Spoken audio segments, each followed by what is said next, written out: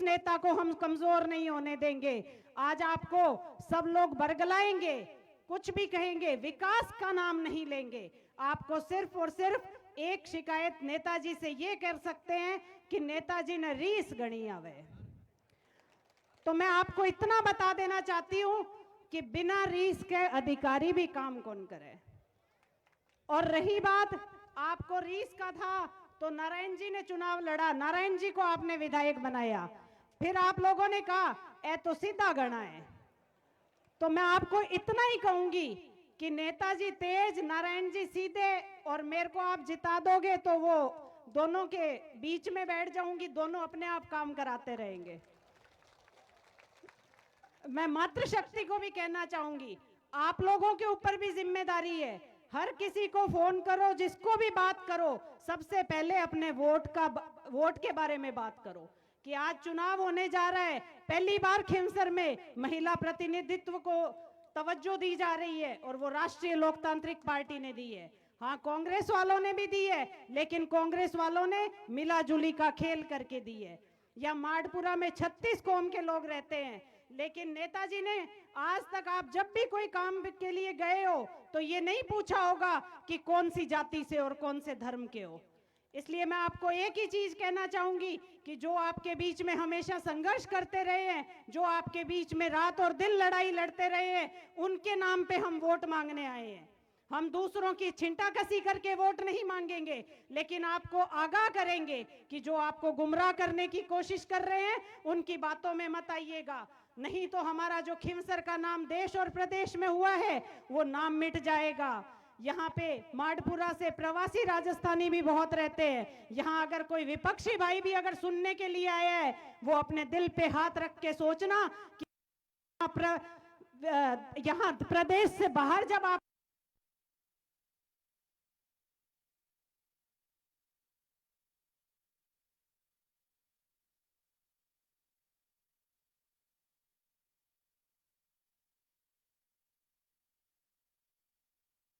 कि आप कहां से आए हो।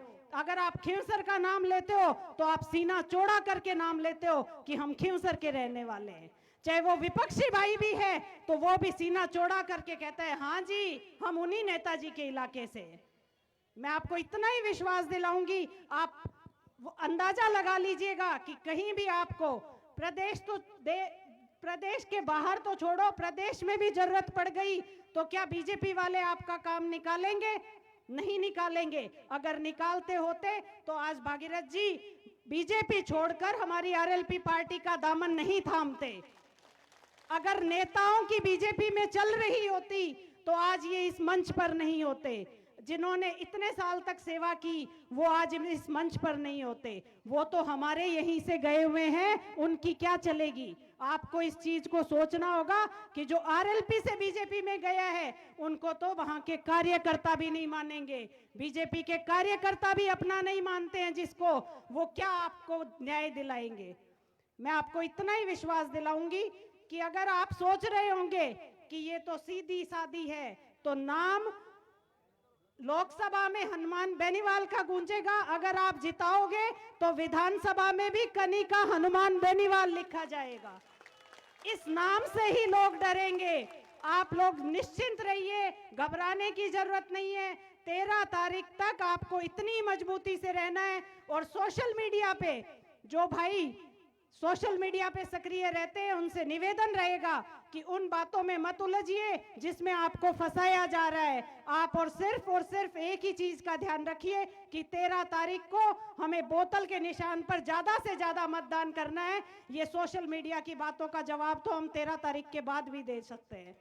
इसलिए आप लोगों को, मैं यहाँ मेरे बुजुर्ग भी बैठे हैं, उन सबको ये जिम्मेदारी मैं मेरी तरफ से हाथ जोड़कर आपको ये निवेदन कर रही हूँ कि मैं आपको ये जिम्मेदारी देके जा रही हूँ कि माडपुरा से हमें ज्यादा से ज्यादा कैसे लीड मिले, ये आपके कंधों के ऊपर दारोमदार रहेगा। और ये युवा साथी जो खड़े हैं उनके ऊपर रहेगा कि आप कैसे एक एक मत बूथ तक पहुंचाते हैं। महिला शक्ति से रहेगा कि आप लोग घर का कामकाज एक दिन के लिए छोड़ दीजिए, 13 तारीख के लिए छोड़ दीजिए कि आपको पहले वोट देना है, उसके बाद दूसरे काम करने हैं। और उसके बाद आने वाले 4 साल तक हम आपके बीच में जहां आप याद करोगे वहां खड़े हुए नजर आएंगे।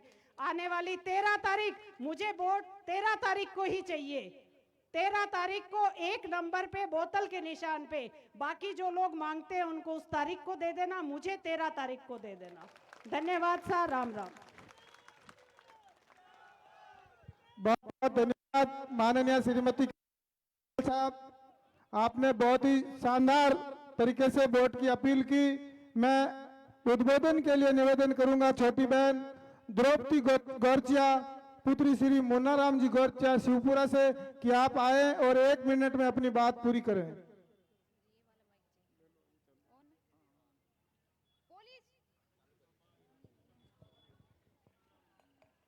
बोले श्री वीर तेजाजी महाराज की। मंच पर विराजमान प्रतिष्ठित एवं विशिष्ट अतिथियों का मैं दिल से हार्दिक स्वागत करती हूँ। Please forgive me, I make any mistakes. जिस प्रकार प्राचीन समय में डॉक्टर भीमराव अंबेडकर को गरीब दलित को मसीहा कहा जाता था, उसी प्रकार आज इस घोर कलयुग में हनुमान बेनीवाल सर को गरीबों का मसीहा कहा जाता है। मैंने देखा ऐसे कई नेता लोगों को, जो अपनी जरूरतों को पूरा करने के लिए अपने घरों से बाहर निकलते हैं और कहते हैं हमें वोट दीजिए, हम ये कर देंगे, हम वो कर देंगे, लेकिन वक्त आने पर वो अपनी सिर्फ और सिर्फ जरूरतों को पूरा करते हैं। हमारे किसानों की जरूरतों को कोई नहीं करता।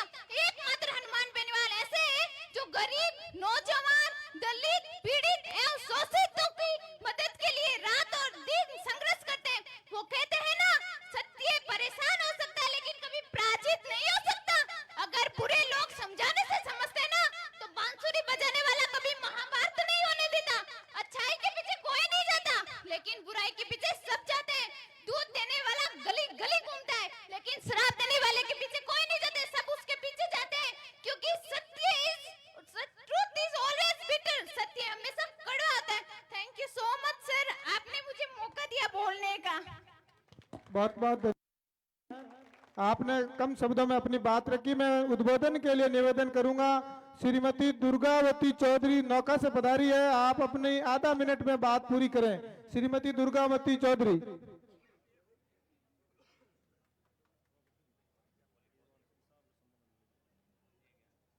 खींवसर जनप्रतिनिधि, खींवसर की जनता, माताओं बहनों, पिता तुल्य बुजुर्गों, भाइयों और बहनों, आप सभी को मेरा राम राम। मैं हनुमान जी बेनीवाल की धर्मपत्नी श्रीमती कनिका जी बेनीवाल के पक्ष में अधिक से अधिक मतदान करने की अपील करने के लिए यहाँ आपके सामने उपस्थित हुई हूँ। आप अच्छा मौका मत चुकाना, नहीं तो आपको नोखा की जनता की तरह पछतावे के अलावा कुछ हाथ नहीं लगेगा। आपके साथ एक अच्छा लीडर है, एक अच्छा लोक नायक खड़ा है आपके साथ में, तो अधिक से अधिक संख्या में वोट देकर इन्हें विजयी बनाएं। पूरे राजस्थान में कहीं भी देखो आपको हनुमान जी बेनीवाल जैसा नेता, जननायक, लोक सेवक नेता नहीं मिलेगा देखने को। इस बात से शायद आप भी सहमत हैं, इसलिए आप अधिक से अधिक मतों से कनिका बेनीवाल जी को विजय बनाकर विधानसभा में भेजें और अधिक से अधिक इनका समर्थन करें, हिम्मत और हौसले से वोट दें, सपोर्ट दें। धन्यवाद। बहुत बहुत धन्यवाद दुर्गावती जी। अब मैं करूंगा खींवसर के पूर्व प्रधान और मेघवाल समाज के युवा नेता आदरणीय पूनाराम जी मेघवाल। पूनाराम जी मेघवाल मंच पर पधारे और अपना संक्षिप्त उद्बोधन पेश करें। माटपुरा की पावन धरा पर इस चुनावी सभा में उपस्थित आप सबके लाडले राजस्थान के किसानों की आवाज आदरणीय हनुमान बेनीवाल जी, मंच माते उपस्थित समस्त जनप्रतिनिधिगण और आपने लोकप्रिय प्रत्याशी कनिका बेनीवाल जी और सामने उपस्थित गांवरा बुजुर्गों, युवा साथियों एवं मातृ शक्ति साथियों, ज्यादा हमारे पास समय नहीं है, लेकिन मैं एक ही बात कहूंगा कि आने वाले 13 तारीख को कनिका बेनीवाल के बोतल के चुनाव चिन्ह को कैसे जिताया जाए। हमें प्रत्येक गांव और प्रत्येक ढाणी और प्रत्येक बूथ से इस बात का ध्यान रखना है कि कनिका बेनीवाल जो हमारे लिए लड़ाई लड़ेगी, हमारे मान सम्मान के लड़ाई लड़ेगी, उनको ऐतिहासिक विजय श्री दिलानी है। मैं मेरे समाज से भी निवेदन करूंगा कि आपने मान सम्मान की लड़ाई है, हनुमान बेनीवाल ने आपके लिए रात दिन एक किया है, अब समय है आपको वो कर्ज उतारने का। आप तन मन धन से लग जाओ, अपने गांव अपने रिश्तेदारों के पास जाओ, हनुमान बेनीवाल के हाथ मजबूत करने के लिए आपने भागीदारी निश्चित करनी है। मैं मेरे भाइयों से भी निवेदन करूंगा कि बीजेपी वाले जब आए उनसे पूछना कि हरियाणा के अंदर हमारे आरक्षण का 2 फाड़ किया, तब आप लोग कहाँ थे। हमारे गांव गांव के मंत्री और विधायक हमारे समाज के घूम रहे हैं, उनके कान में एक ही बात डाल देना कि हरियाणा में 1 लाइन का जो प्रस्ताव पारित हुआ, ऐसा ही हमारे राजस्थान के अंदर प्रस्ताव पारित होगा और आप जबान नहीं खोल पाओगे। इसलिए हम आपके साथ नहीं रहेंगे, हम उस नेता के साथ रहेंगे जो हमारे सड़क से लेकर सदन तक हमारी लड़ाई लड़ता है। उस आरक्षण का जो विरोधी लोग हैं, उनको जो हमारा आरक्षण बार बार चुभ रहा है, उसमें बार बार डंक लगा रहे हैं, उनको ऐसी चोट इस चुनाव के अंदर देना है कि आरक्षण का दोबारा देखने की कोशिश न करे। आपको बगलाने की भी कोशिश की जाएगी, लेकिन उनकी बातों में नहीं आना है। कनिका बेनीवाल को अपने गांव से ऐतिहासिक विजय श्री दिलानी है। समय का अभाव है, मुख्यमंत्री जी पर्ची मारे जय में डालूड़ी, मैं ज्यादा बोल नहीं पाऊंगा क्योंकि मुख्यमंत्री की ऐसी पर्ची है कि ज्यादा नहीं बोल पाते। वो पर्ची आज मेरे जेब में भी है, मैं ज्यादा नहीं बोल पाऊंगा, लेकिन कम समय में भी अपने समाज को मैसेज दूंगा। उन आरक्षण विरोधियों को मुंह तोड़ जवाब अपने वोट से देना है, उसे उलझना नहीं है, उनकी बातों में नहीं आना है। शांत रह के 13 तारीख को बोतल भर के अपने गाँव और ढाणी से भेज देना। जब खुले तो लगना चाहिए कि SC/ST समाज के जहाँ जहाँ बूथ है, एक तरफा मतदान बोतल के निशान पर होना चाहिए। और आपके मान और सम्मान के लिए RLP पार्टी हमेशा अग्रिम पंक्ति में खड़े रहेगी और हमारा आपका भाई भी आपके साथ अग्रिम पंक्ति में खड़ा मिलेगा। दूसरे नेताओं की तरह वोट मांग के दूसरे विधानसभा जाकर सोने का काम नहीं करेंगे, आपकी आवाज बन के आपके साथ खड़े रहेंगे। हमारो मान सम्मान करियो गाँव वासियों और आयोजन करते रहो। बहुत बहुत आभार, धन्यवाद। जय भीम, जय भारत। बहुत बहुत धन्यवाद प्रधान जी। अब उद्बोधन के लिए मैं निवेदन करूंगा, हम सबके महबूब नेता, देश प्रदेश में अपने संघर्ष स्वाभिमान और विकास से पहचान रखने वाले क्यूसर की आन बान शान आदरणीय हनुमान बेनीवाल साहब से कि आप पहले पधारे और अपना उद्बोधन पेश करें।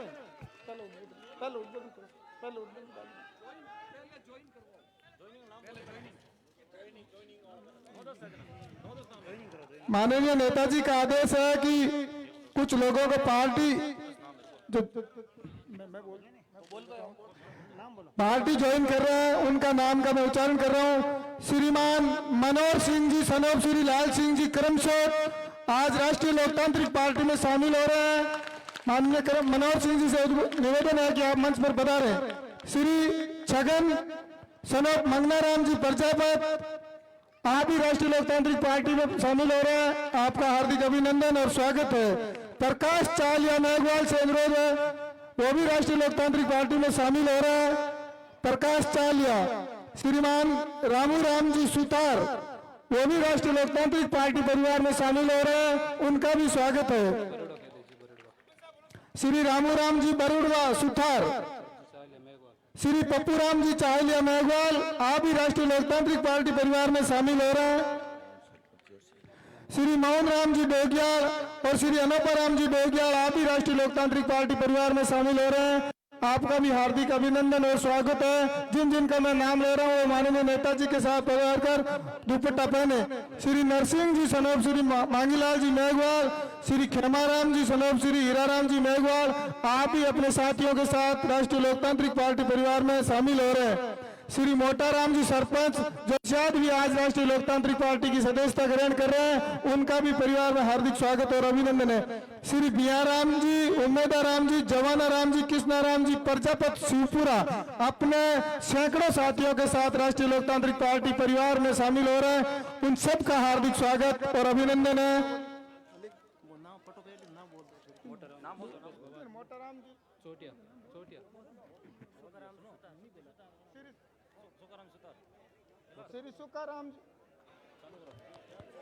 श्री सुकाराम जी सुतार भी राष्ट्रीय लोकतांत्रिक पार्टी परिवार में शामिल हो रहे हैं, उनका भी स्वागत है। वो भी माननीय नेताजी से दुपट्टा पहनने का काम करें।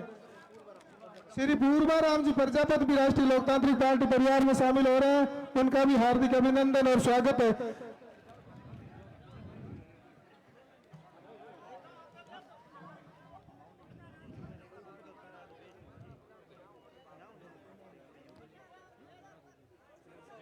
श्री जसाराम जी प्रजापत अपने साथियों परसाराम जी प्रजापत भी राष्ट्रीय लोकतांत्रिक पार्टी परिवार में शामिल हो रहे हैं। श्री नरसिंह जी आचार्य भी राष्ट्रीय लोकतांत्रिक पार्टी परिवार में शामिल हो रहे हैं। आज जितने भी साथी राष्ट्रीय लोकतांत्रिक पार्टी परिवार में शामिल हुए उन सब का हार्दिक अभिनंदन, स्वागत, सत्कार।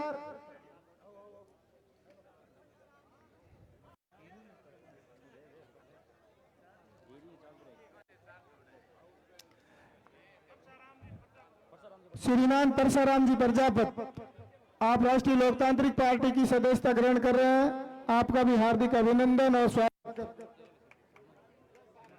श्रीमान खेमाराम जी प्रजापत भी माननीय नेताजी से राष्ट्रीय लोकतांत्रिक पार्टी परिवार में शामिल होने के लिए दुपट्टा पहन रहे हैं, उनका भी हार्दिक अभिनंदन और स्वागत।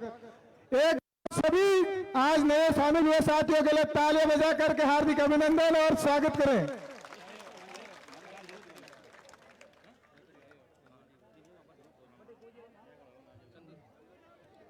श्रीमान चंदूराम जी भी राष्ट्रीय लोकतांत्रिक पार्टी परिवार में शामिल हो रहे हैं। श्री चंदूराम जी से अनुरोध है कि आप माननीय नेताजी से दुपट्टा पहन करके परिवार में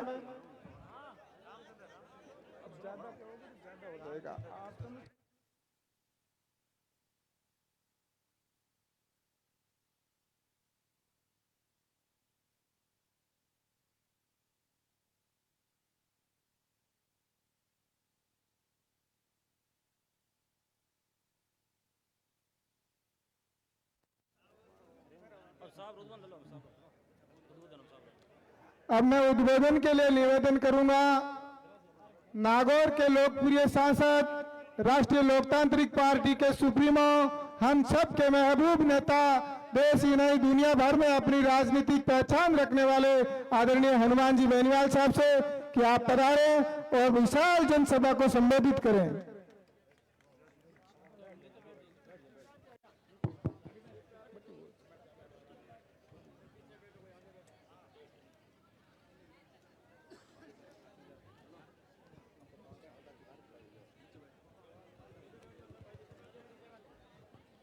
माठपुरा की इस चुनावी सभा के अंदर दो चार जोरदार जयकारे लगाए। बोले सावा भूमिया जी महाराज की, आशापुरा माता जी की, श्रीयादेव माता जी की, बाबूजी महाराज की, रामसा पीर की, तेजाजी महाराज की, केसरिया कंवर जी की, राम सुखदास जी महाराज की,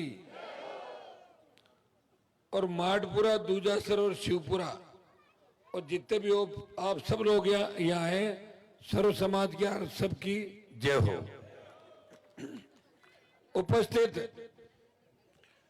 भामाशाह और भारतीय जनता पार्टी की सत्ता को ठोकर मार के इस जंग के मैदान के अंदर हमारे साथ उतरे और लगातार रात और दिन मेहनत करके गांव गांव ढाणी ढाणी आरएलपी को मजबूती दिलाने वाले भाई भागीरथ जी डूडी, बड़े भाई, और हमेशा तन मन धन से मेरे साथ खड़े बराथल के आपके पड़ोसी, इस इलाके का पूरा ध्यान रखने वाले मेघ सिंह जी चौधरी, छोटे भाई आपके विधायक रहे, सबके लाडले नारायण बेनीवाल, खींवसर के पूर्व प्रधान पूनाराम जी मेघवाल, युवा नेता नरेश नायक, नागौर के पूर्व प्रधान और कल ही हमारे आरएलपी पार्टी में शामिल हुए अक्खाराम जी बागड़िया पूर्व प्रधान, मुंडवा के पूर्व प्रधान मेहराम जी फिडोदा, नौजवान नेता पृथ्वी सिंह मेघवाल, आप ही के गांव से खींवसर के उप प्रधान राम सिंह जी बगड़िया, हमारे, अब मैं बोल देता हूं कोई चूक हो जाएगी, गड़बड़ हो जाएगा मामला ना, सारे सरपंचगण, पूर्व सरपंचगण, आरएलपी का पूरा परिवार, मातृशक्ति मंचासीन, हमारे नौजवान, और ये छोटी जो हमारी स्टूडेंट लीडर बैठी है 2-3 बच्चे, बावड़ी के प्रधान आरएलपी पार्टी के हमारे राजू राम जी खोजा, जिनको हमेशा लड़ते हुए आप देखते हो, जोधपुर यूनिवर्सिटी की छात्र नेता ज्ञानोदया, छुट्टन यादव, और सम्मानित मंच होगा मानित और उपस्थित मौजूद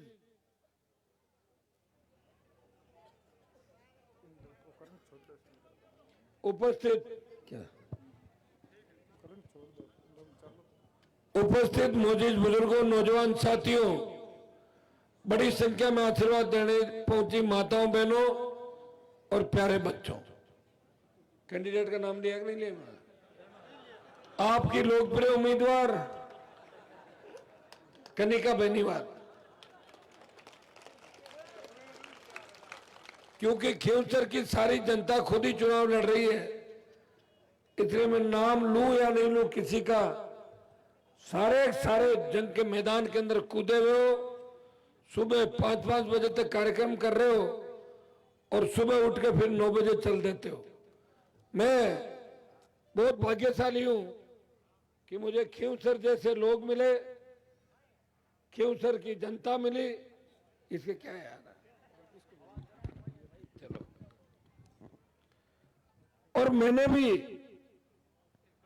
मेरे 20-25 साल जवानी के आपकी सेवा में समर्पित किए, मंत्री पदों को ठोकर मार के आपकी संतरी बन के सेवा करी, और उसी का परिणाम है कि आज खींवसर विधानसभा क्षेत्र और नागौर विधानसभा क्षेत्र के हमारे किसान के बेटे बेटियां, हमारे दलित समुदाय के बच्चे आज पढ़ाई के मामले में आगे बढ़ रहे हैं, नौकरियों में नागौर का नाम आगे आ रहा है, चाहे बोर्ड का एग्जाम हो, चाहे सीबीएसई का, चाहे रीट का, चाहे नीट का, चाहे प्रशासनिक सेवा, कर्मचारी चयन आयोग जो भर्तियां लेता है, उसमें नागौर के बच्चे नागौर का सम्मान बढ़ा रहे, नागौर का मान बढ़ा रहे। इसमें कहीं न कहीं मेरे 20 साल का संघर्ष भी शामिल है। जब 1998 के दौर के अंदर मैं विश्वविद्यालय छोड़ के नागौर में वोट मांगता था, मैं कार्यक्रमों में हिस्सा लेता था, तब मैं ये बात कहता कि बच्चों को पढ़ाओ लिखाओ, बेटियों को पढ़ाओ लिखाओ। तब एक आवाज आती थी नीचे से, पढ़ाई की बात मत करो, टाबरा ने गोनाऊ खोटी मत करो, गोना कुड़ जा रही। और अब एक आवाज आती है, स्कूल खुलवाओ, स्कूल कर्मोन्नत कराओ, कॉलेज खुलवाओ, यूनिवर्सिटी खुलवाओ, केंद्रीय विद्यालय खुलाओ, घर घर जल कनेक्शन, घर घर बिजली की व्यवस्था, सड़कों का जाल बिछाओ, नए पुल बनाओ और फड़ौदी नागौर के बीच रेल चलाओ। इतना होशियार कर दिया मैंने खींवसर के मेरे भाइयों को। देखिए, मेरी जो जंग है और राजनीतिक एंट्री है, उसमें मुंडवा से खींवसर बना। पहला चुनाव मुंडवा से लड़ा था 2003 के अंदर। उस समय 20 साल पहले धर्मेंद्र हेमा मालिनी का कितना क्रेज होगा, आप अंदाज लगा लो। 20 साल पहले वो धर्मेंद्र हेमा मालिनी अगर सभा नहीं करते तो मैं मुंडवा से उस समय जीत जाता, लेकिन धर्मेंद्र टंकी पर चढ़ के बोला वोट दे दो बीजेपी को, नहीं तो मैं कूद जाऊंगा। मेरे 2-3 हजार वोट तोड़ लिए और 2-3 हजार से मैं हार गया। मेरा संघर्ष बता रहा हूं आपको। फिर खींवसर बना, आप लोग आए 1 लाख और नागौर से 1 लाख आए मुंडवा से। उसके बाद मैंने पीछे मुड़ के नहीं देखा, लगातार हर परिस्थिति में आप मुझे जीता, सत्ता को छोड़ के आपके लिए लड़ता रहा। किसान कर्ज माफी के आंदोलन को अगर देश के अंदर हवा दी कि किसान का कर्जा माफ हो, तो नागौर बाड़मेर की हुकार रैलियों ने इस देश के अंदर राजनीतिक भूचाल ला दिया। मध्य प्रदेश में किसानों ने आंदोलन किया, सीने पे गोलियां खाई, और हिंदुस्तान की सबसे बड़ी पंचायत लोकसभा के अंदर मजबूती से बात उठी कि किसान का कर्जा माफ करना चाहिए। भाइयों, मैं विश्वास दिलाता हूं, थोड़ी हिम्मत रखना। 16 लाख करोड़ का कर्जा देश के किसानों के ऊपर है, और वो कर्जा इस मोदी से माफ करा के ही दम लेंगे, यह मैं आपको विश्वास दिलाता हूं। जब देश के अंदर तीनों कृषि बिल आए, तब हरियाणा, यूपी और दिल्ली के किसानों ने कहा कि हमारे नेताओं के जंग लग गई, हमें लड़ने वाला नजर नहीं आ रहा है। तेजा जी का भक्त हनुमान बेनीवाल मोदी से टक्कर लेगा, और हनुमान जी अगर आप मोदी को छोड़ दो तो किसानों की सादत जो हुई है उसकी भरपाई हो सकती है और किसान की जीत हो सकती है। मैंने कहा मेरे बलिदान से अगर किसान कौम का सम्मान बढ़ता है, ये छोड़ा मोदी को और ये आया अपने भाइयों के साथ, और मैं आपके साथ चल पड़ा। और उसके बाद लगातार जो मेरा संघर्ष था, चाहे सेना को ठेके पे दिया, उस वक्त भी देश के अंदर से एक ही आवाज आई एक एमपी की कि अग्निवीर को समाप्त करो। जोधपुर में 2 लाख जवानों की रैली करके मोदी को चेतावनी दी, आ रहे दिल्ली की तरफ, तैयार हो जाओ। बार बार लोकसभा ऑल पार्टी मीटिंग के अंदर हमेशा इस बात को रखा कि अग्निवीर समाप्त करो, पूर्व की भांति सेना भर्ती करो। उसका परिणाम ये हुआ कि डरे हुए रक्षा मंत्री और डरे हुए गृह मंत्री अमित शाह बोले कि सेना भर्ती अग्निवीर के बारे में हम पुनर्विचार कर रहे हैं। मतलब भाजपा डर गई, और डरने, ये इनके दिखाने के दांत अलग होते और खाने के दांत अलग। मैं इनके पास रहा हुआ हूं, मैं इनको अच्छी तरह से जानता हूं। आग लगा के भागना इनकी पहली प्राथमिकता है, और झगड़ा करा के और छुप जाना ये इनका पहला काम है। लोगों को मरने के लिए छोड़ दो और खुद घरों के जाके अंदर जाके छुप जाओ, यही धंधा इन लोगों ने इस देश के अंदर किया है। भाइयों, अगर इनकी नीयत में खोट नहीं होती तो इस तरह के कानून ये नहीं लाते जिनकी आवश्यकता नहीं थी। अगर लाना था तो समर्थन मूल्य पे एमएसपी खरीद गारंटी का कानून लाना था तो स्वामीनाथन आयोग की जो रिपोर्ट पड़ी है, लंबे समय से लोकसभा के अंदर पेंडिंग है, उस रिपोर्ट को लागू करते ताकि किसान आर्थिक रूप से मजबूत होता। आज उपचुनाव के अंदर पूरी भारतीय जनता पार्टी की दिल्ली से लेकर राजस्थान तक की इकाई, 15 मंत्री और 60 विधायक अलग अलग घरों में घूम रहे हैं, जातियों में घूम रहे हैं, और एक ही बात कह रहे हैं कि हमें कांग्रेस से कोई मतलब नहीं, आरएलपी को हराना है। कल सतीश पूनिया बोला कि खींवसर तो बांग्लादेश है, ज्योति बोली कि थली अफगानिस्तान है और तालिबान है। भाइयों, इनको सबक सिखाने का वक्त आ गया है। इतनी जोरदार वोटिंग आरएलपी के पक्ष में करो कि दोबारा भारतीय जनता पार्टी से चुनाव लड़ने से पहले 1000 बार सोचे कि हम इस पार्टी से टिकट नहीं लेंगे, क्योंकि इसी खींवसर के अंदर आपने 2013 के अंदर भाजपा की जमानत जब्त कराई थी। 2018 के चुनाव के अंदर भारतीय जनता पार्टी की जमानत जब्त हुई थी। 8, 13, 14 और 23 के अंदर कांग्रेस पार्टी की जमानत जब्त खींवसर के मेरे सारे भाइयों ने कराई थी। इसलिए मैं आपको अपनी ताकत याद दिलाने के लिए आया हूं। मुझे पता है मैं खींवसर के अंदर अगर 10 मीटिंग कर लेता तो भी आप उतनी बात मानते, लेकिन लंबे समय से गांव में आ नहीं पाया। आपका सम्मान देश में बढ़ा रहा था, आपका मान बढ़ा रहा था।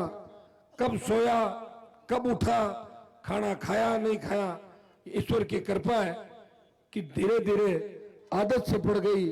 अभी बैठे हुए मेरे साथ कह रहे थे कि साहब मारे तो 2 दिन ओजगो रहे, जब तीसरे दिन हाडगा झुके हैं, और मैं तो 25 साल ओजगा ही काट रही हूँ, देख लो था। और ओज के मैं निकाल रहा हूँ, तब आप सुरक्षित हो। मैं जग रहा हूँ इसलिए आप सुरक्षित हो। जिस दिन मैं सो गया उस दिन आप सुरक्षित नहीं रहेंगे। ये बात मेरे भाइयों के बीच में कहना चाहता हूं। इस उपचुनाव के अंदर बीजेपी का कोई फर्क नहीं पड़ने वाला, लेकिन अगर आरएलपी नहीं जीती, जो गुंडे बदमाश 2 दिन से भाषण दे रहे हैं, जिस तरह ओछी भाषा का प्रयोग कर रहे हैं, एमडी का नशा करके जिस तरह की बकवास कर रहे हैं, लेकिन मैं चुप हूं क्योंकि मेरे पे बहुत बड़ी जिम्मेदारी है। और मैं जरा सा भी गलती करूं, आप मुझे मेरी तरफ उंगली उठा करके कहोगे कि एमपी साहब आप तो समझदार हो, इनके बराबर क्या होते हो। और ये सही बात है, कीचड़ में पत्थर फेंकने से कीचड़ अपनी तरफ आता है, और वो कीचड़ ही है जो इस तरह की बात कर रहे हैं। और इसलिए भी है कि वो जिनके घरों के आगे बैठे हैं, जब उनके घर के दरवाजे खुलते हैं तब उनको एंट्री मिलती है, नहीं तो घरों के बाहर घूमना, ठड़ियों पे बैठना, अंदर से जब आदेश आएगा तब अंदर जाना, और जाने के बाद कप प्लेट उठाना, जूते बाहर उतारना, ये उनकी आदत और फितरत है। आजाद भारत के अंदर भी वो गुलामी के अंदर जी रहे हैं, उनकी मानसिकता खत्म हो गई। मेरे साथ रहने से 4 आदमी उनको जानने लगे, इसका मतलब ये नहीं हो गया कि वो नेता हो गए। मेरे साथ तो बहुत से लोग रहते हैं, बहुत से लोग रहे, कोई स्कूल में पढ़ा, कोई कॉलेज में पढ़ा, कोई यूनिवर्सिटी में पढ़ा, सारे नेता थोड़ी हो जाएंगे। कुछ लोगों को सेवा भी करनी पड़ती है। इस चुनाव के अंदर मैं धन्यवाद दूंगा नारायण को, जिसको हमने खूब कहा इस जगह चुनाव नहीं लड़ूंगा, इस चुनाव हम मिलकर लड़ेंगे। भागीरथ जी, मेघ सिंह जी, प्रधान जी, सारी टीम और कैंडिडेट हम नया उतारेंगे। लोग, मेरी इच्छा थी घर से बाहर, और आपने कहा घर से उतारो, तो कनिका को आपके बीच उतारा। महिला शक्ति को मजबूती के लिए, महिला सशक्तिकरण, हमारी बेटियां पढ़ लिख के आगे आए, हमारी बेटियां नागौर की जो पीछे रह गई पढ़ाई के अंदर, उनको आगे कैसे लाना है। आप देखिए महिला कैंडिडेट है, इसलिए 15 बच्चों ने इसको घेर रखा है। अगर महिला मंच में नहीं होती तो 4 बच्चे भी मंच में नहीं होते, और आप भी इतनी तादाद में यहाँ नहीं होते। दूजासर, माडपुरा, शिवपुरा, इस इलाके ने हमेशा मेरे पास आशीर्वाद रखा। कई बार 150 वोट का आशीर्वाद कम ज्यादा हो जाता है, लेकिन जब आवश्यकता पड़ी पूरा आशीर्वाद आपने दिया। और इस चुनाव के अंदर आप एक संदेश दे दो कि हम पार्टियों के पीछे लगू नहीं है। राष्ट्रीय लोकतांत्रिक पार्टी जो किसान जवान की पार्टी है, जो महिला के सम्मान की बात करती है। जब राजस्थान में नारी पर अत्याचार होता है, जब राजस्थान और देश के किसी कोने के अंदर दलितों पर अत्याचार होता है, सबसे पहले दलित भाइयों के लिए और नारी के सम्मान के अंदर कोई व्यक्ति जाता है और सड़कों पर बैठता है, वो आपका भाई हनुमान बेनीवाल है, जो दलित के सम्मान के लिए, नारी के सम्मान की लड़ाई लड़ रहा है। भाइयों, आज मैं एक बीजेपी के विधायक की चिट्ठी पढ़ रहा था। उस बीजेपी की विधायक ने चिट्ठी लिखी भजन लाल को कि भजन लाल जी, जिस तरह हरियाणा में आरक्षण को तोड़ा है, आप राजस्थान के अंदर भी SC ST आरक्षण का वर्गीकरण करो। इन्होंने काम शुरू कर दिया है। अगर अब भी चाल नहीं समझे, कभी नहीं समझ पाओगे। मेरी कोई गलती नहीं रहेगी। मैं आपको चेता रहा हूं, चेताने के लिए आया हूं। शेड्यूल कास्ट के मेरे भाइयों, OBC के मेरे भाइयों, एक हो जाओ। SC ST आरक्षण पे खतरा है, और उसके बाद नंबर OBC का है। एक झटके में तुम्हारा आरक्षण खत्म कर देंगे, और तुम कुछ भी नहीं कर पाओगे। अगर तुम्हारे नेता मजबूत नहीं है तो तुम सड़कों पे बैठे रहना, नहीं तो लोकसभा में कोई माइक फेंकेगा और उन्हें कुर्सी उठाने की कोशिश करेगा। वहां तो हमारे जैसे लोगों की आवश्यकता है। वो ताकतवर जब होंगे तो आप समय समय पे हमें ऊर्जा देते रहोगे। इस सीट से भजन लाल की सेहत पे कोई फर्क नहीं पड़ेगा, लेकिन हनुमान बेनीवाल और RLP पार्टी का अस्तित्व संकट में आ जाएगा। प्रदेश का अखबार लिखेंगे कि RLP शून्य हो गई, आरएलपी खींवसर के अंदर, जिसको अपनी राजधानी कहती है, अपनी राजधानी के अंदर एक अनपढ़ आदमी से हार गई जो उल्टा अखबार पकड़ता है। जो आदमी मेरे पास बैठा हुआ मुझे बता रहा था कि देखो देखो साहब, बस और सवारियां उंडी लटक गई और नीचे कौन पड़ी, तो मैं क्यों अखबार सीध होकर, बस में सवारियां थी, उसने यूं पकड़ लिया अखबार को। और ऐसे व्यक्ति को जिसको है बोलना हो वहां बह बोलता, बह, और बह की जगह है। ये भागीरथी तो साथ रहे, भागीरथी की अरे यहाँ का आदमी ने इतना वोट क्यों दे दिया लोग, मैं कि वोट लोग कौन दिया, लंबे समय से संभाला नहीं, कुछ पार्टी का 2-5-10 हजार आपने सागे रहे तो अपना नाम दुकान चला तो बेचारो, मैं थारो काम कराए दो हनुमान जी को, मैं सब थोड़ी पूछू काम कौन कर लोग माए जार बात बिखेर, तो मैं थाको काम कर दियो बापूड़ा और राजी कुर्सी फलानी बातें करनी, स्कूल खोल ली, सामान हो को नहीं 10 रुपया को, तो कामयाब कर दिया, बातें आने लगी। और बातें आने के बाद लोगों ने सोचा इसको ले आओ, ये ठीक है ना समझे। इसके हाथ पे मेघराज सिंह जी ने हाथ रख दिया कंधे पे कि कितना खर्चा हो प्रधान जी, मारे रुपया कल्ला लागा साहब, मैं तो मर जाऊं, भूं भूं रोने लग गया। तुमने 2-2.5 करोड़ रुपए मेघराज सिंह ने दे दिए और इसको कहा कि तुझे हनुमान के सामने खड़ा होना है।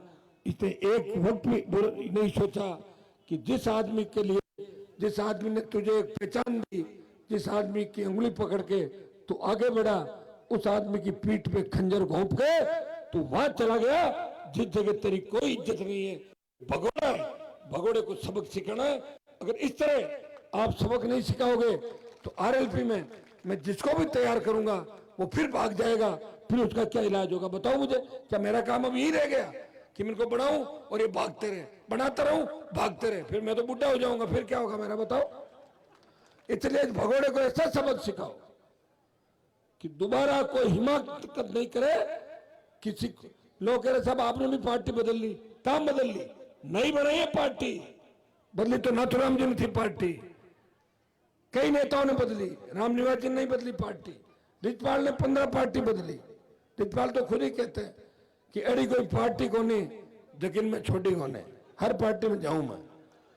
और कल संघवास में तो मुसलमानों के लिए पता नहीं क्या क्या बोल गए थे, 2 बजे थे बोल दिया।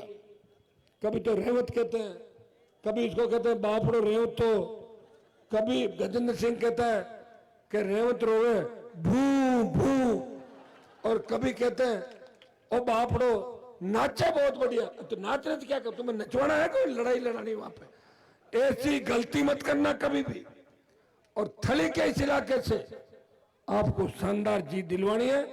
सड़क के अंदर इस बार मैं उसकी दुकान बंद कर दूंगा, यह मैं आपको विश्वास दिलाता हूं। मैं लंबे समय से सड़क के अंदर ही हूं और उसने कोई सड़क में ऐसा काम नहीं कर दिया कि वो कह रहा है कि मैं बहुत बड़ा, मेरा राजनीतिक परिवार है। राजनीतिक परिवार है तो पता करो क्या है राजनीतिक परिवार। ऐसे तो हर गांव में राजनीतिक परिवार है, हर गांव में सरपंच हर गांव में होते हैं और सरपंच के बेटे हर गांव में होते हैं। राजनीतिक परिवार वो होते हैं जिनके पिताजी दादाजी एमएलए एमपी रहते हैं और लंबे समय तक रहते हैं, उनको राजनीतिक परिवार बोलते हैं। मेघ सिंह जी राजनीतिक परिवार है, इनके पिताजी लंबे समय तक मार्केटिंग के चेयरमैन रहे, ये खुद उप प्रधान रहे और आरएलपी के अंदर प्रदेश के नेता है। जहां मेरी सीट लगती है वहां मेघ सिंह चौधरी की सीट लगती है। ये होती लीडरशिप।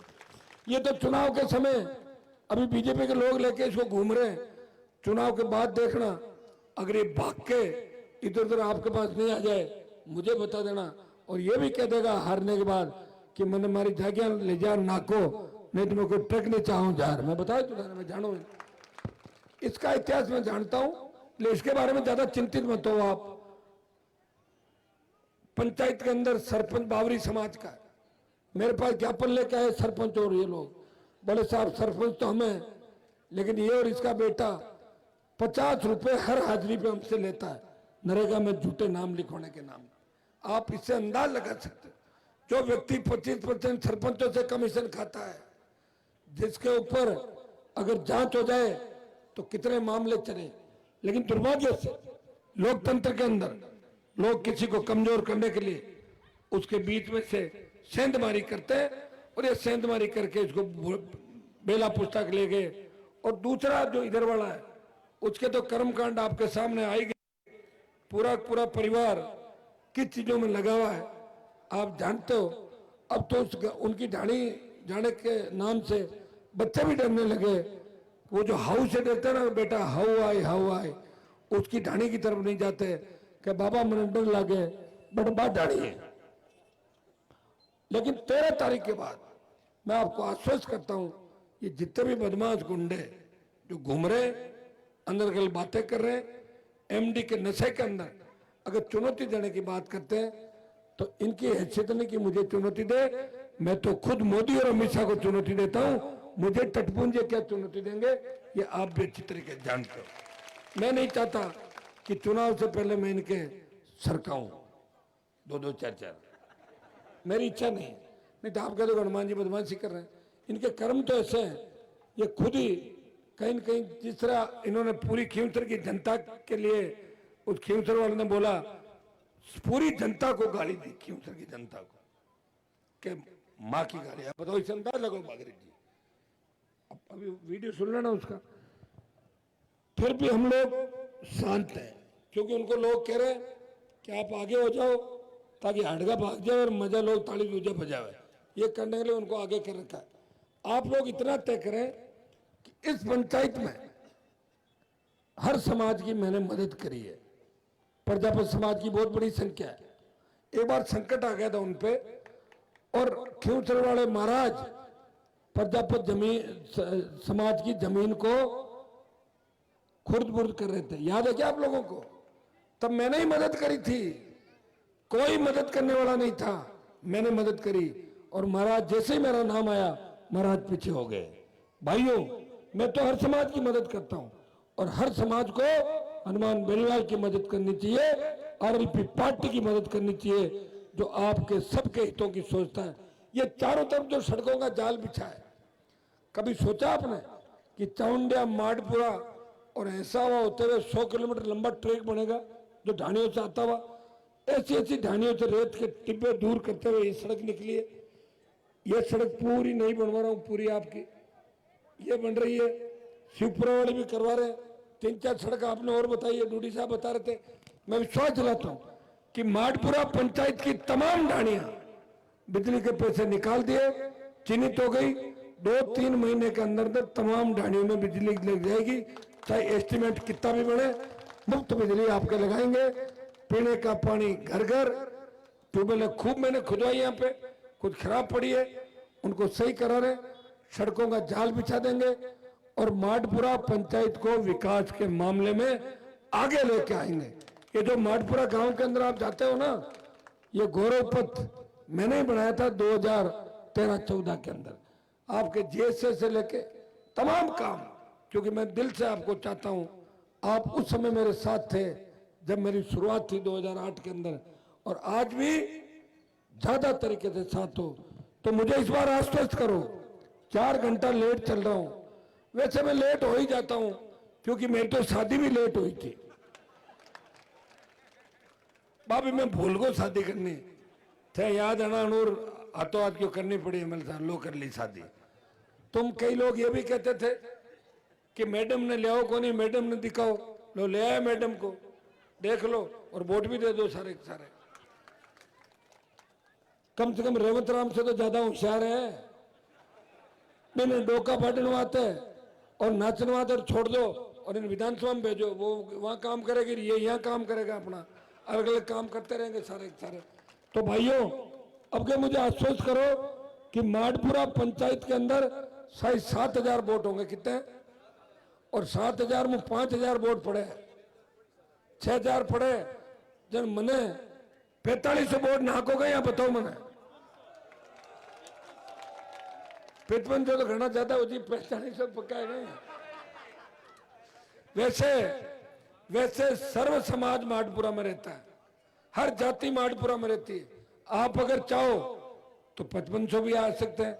ये बद्री जी प्रजापति आ गए, देखो हमारी पार्टी के नेता खड़े हो। बद्री जी मांगे तो ले दे थे हो, प्रजापति नेता बड़ा, सबने रामा सामा करो। बहुत मजबूत है आदमी है, पैसे वाली पार्टी है, मजबूत है। लूनी से चुनाव लड़ा था आरएलपी पार्टी से, और बीजेपी वाला पोटा लेगा 5 आरएलपी ज्वाइन कराई, मैं 5 आवकट फिरता फिर होता घर का आदमी कट बीजेपी के चक्कर में चढ़े हो। तो भाइयों, बद्री जी 2 मिनट अपनी बात रखेंगे मेरे बाद। आप पूरा आशीर्वाद रखना, मैं विश्वास दिलाता हूं। ये जो बातें, ये राजनीतिक बातें, हमारा मकसद एक ही है कि हम हमारे इलाके को आगे लेके जाएं। और मेरे से मिलने के लिए आपको किसी की आवश्यकता नहीं कि साहब उसका फोन कराओ, ये करो, वो करो। आज से पहले मिलते ही रहो आप सारे एक सारे। 24 घंटे आपकी सेवा कर रहा हूं, आगे भी सेवा करूंगा। और जीत के चला गया इस सीट को तो देखना कि बजरंग की सरकार पे क्यों सरकार सर्व समाज सवारी करेगा सरकार पे, मैं आपको विश्वास दिलाता हूं। और जो एमडी खा के घूम रहे हैं, ये रिजल्ट के बाद से गायब हो जाएंगे, या तो आरएलपी का दुपट्टा पहन लेंगे और या उसी जगह जाएंगे जहां इनकी पहले से आदत पड़ी हुई है, वहां इनको भिजवा देंगे।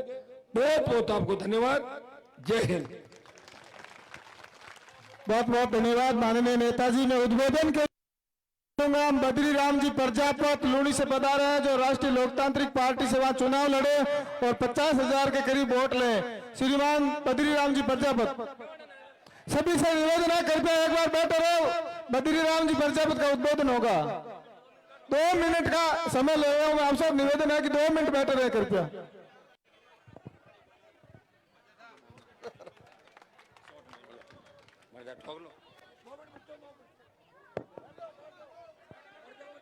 हेलो, बोलो श्री यादव माता की, बोलो वीर जी महाराज की, बोलो रामसा पीर की, बोलो चामुंडा माता की, बोलो गुरु जामेश्वर भगवान की। मैं तो अपने ओइज बढ़ाने देवनी आया हूँ कि आप रे नागौर लाडला सांसद महोदय और पूर्व वक्ता बहुत ज्यादा बताया आपने। मैं तो आपने ओइज कहना चाहूँ कि 13 तारीख को ज्यादा से ज्यादा मत और वोट दें। जय हिंद, जय